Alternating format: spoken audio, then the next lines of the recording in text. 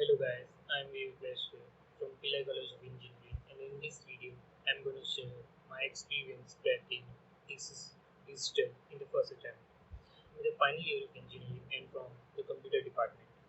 First of all, I would like to tell you that while preparing for NQT, I had clear goal in my mind that I want to get selected in TCS as digital career. The thing is, you need to set your mind for any particular company. Yes, I want to join TCS. Yes, I want to join LTI. I want to join Infosys or Geo or anything you want, and so on. And like जो भी मिलेगा चल जाएगा kind of attitude. First of all, initial registration is to be done on the TCS Next Step portal, which mostly starts in the month of August and continues all the way till September. The NQP registration happens to start in the first week of October or before that. My NQT was in the last week of October, but my friends had quite different timings as this was online proctored assessment. Before the actual test, they sent some dry run test for verifying whether our work environment at home is capable enough to support the final test. If at all it fails, you would be given chance to appear offline at TCS IM centers. So let me answer the first and most important question. How did I crack TCS NQT, that is their national qualifier test? It was fair to be honest. Well, at the time I was preparing for GATE, so anything that would come before me was of course going to be easier than that. So my advice, if you want to get clear results in NQT or any other aptitude test, that is, if you want to be top 10% in the exam, you will clear the aptitude test. And by far, from my experience, preparing for GATE, aptitude questions is the most challenging, yet the most effective and best way to become cognizant of any of these questions and tackle them easily. I would recommend following Quantitative Aptitude by R.S. Agarwal, which has covered a lot of concepts, and also I'm sharing some PDFs in the description below that you can refer. Second, how to appear for NQT? Mm, Clear audio concepts. Time management is the most important thing when it comes to any aptitude test. I would recommend solving previous NQT problems while setting a timer as well. These questions will be easily available on Geeks for Geeks. Remember one thing, almost all the questions asked in NQT are repeated type only. Most of them are actually repeated type only. So if you have practice, NQT is literally going to be a cakewalk for you. Let's go ahead. Um, for coding problems, I would recommend using only Python. There's still a lot of issues with C++ compiler on NQT IDE, but somehow completed those problems. Moreover, few of my friends who opted to solve these problems in Java were never able to even finish them. Python, being an interpreted language, is supposed to be your first choice, since lines of codes are obviously less and it's easy to debug. For practicing, head over to Gigs for Geeks and solve as many practice problems on HackerRank as possible. I will ask you to solve hard questions, but just medium but tricky level questions will suffice. And most important, keep practicing. Like everyone says, practice makes it perfect.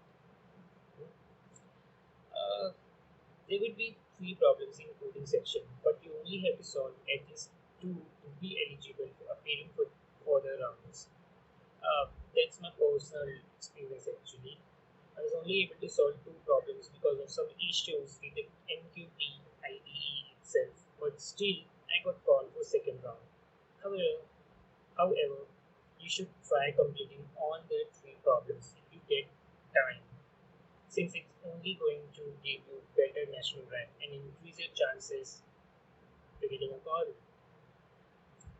If everything went smooth, you will definitely definitely get called for digital offer. The criteria for digital profile is simple.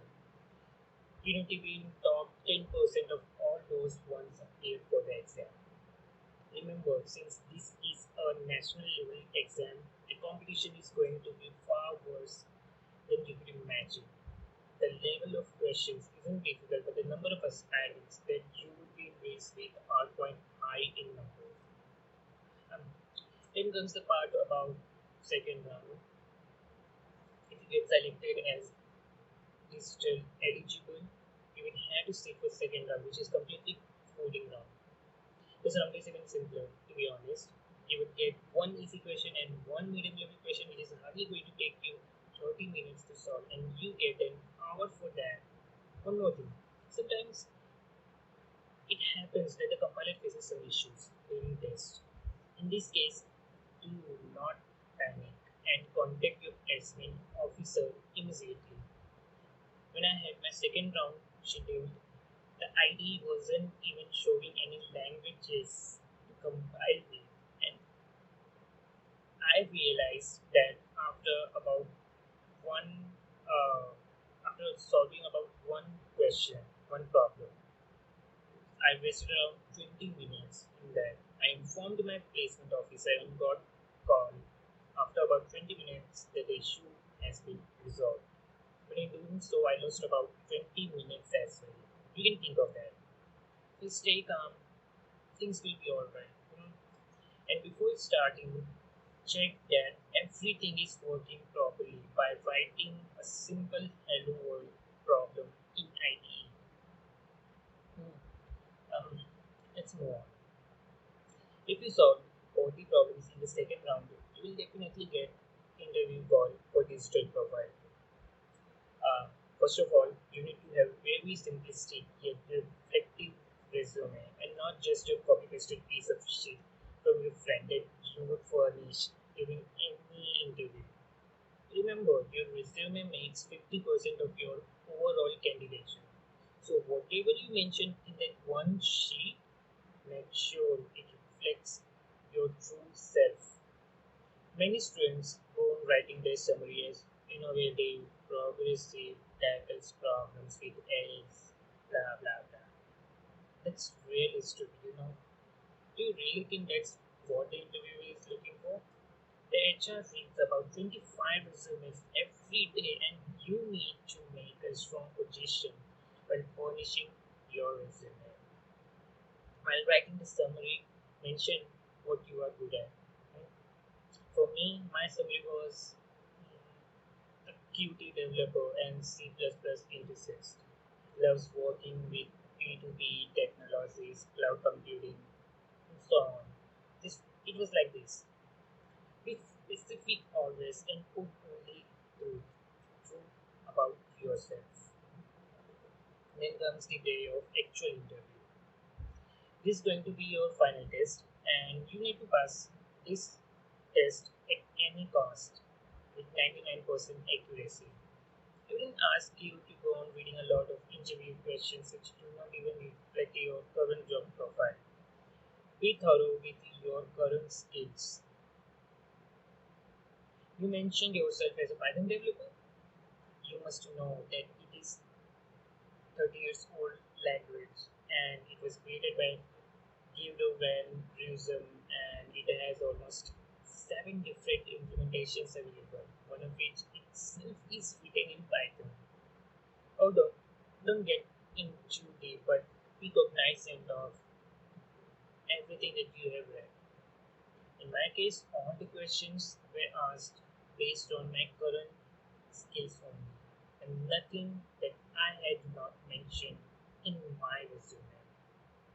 On the day of interview, if it's online interview, make sure you use only Google Chrome for WebEx meeting, since Firefox has very limited support for the platform and you might get stuck with it. Actually, that happened with me because I often use Mozilla Firefox only. Charge your laptop or keep a UPS for your desktop. Sit in sit in a room alone. Inform your family that you have important interview so you face no interruption. Log into WebEx about 10 minutes earlier than the actual start time for interview. This shows that you are punctual. Be nice and confident before answering anything. Listen to the question completely. Wait for 2 seconds and then start answering. If you waited for more than 5 seconds, I'm sorry, but that's really, really bad. It might happen that you don't have accurate answer to the question, but still try to answer what you know and acknowledge to the interviewer that you are missing out on some important points. Never ever lie about your future goals. Tell what you expect from thesis and what you would do if you left the company. If you are at all asked about that, be firm and assertive for anything that you would say. Um, well, that's all that I had to deliver for now. Thank you for listening till the end. Like the video if you want, and I will be honest, don't subscribe to me. I'm not at all going to upload any more videos here. Uh, Thank you again. Best wishes for your journey ahead, and welcome to all my future DCs, and welcome to all my future DCSers. Thank you.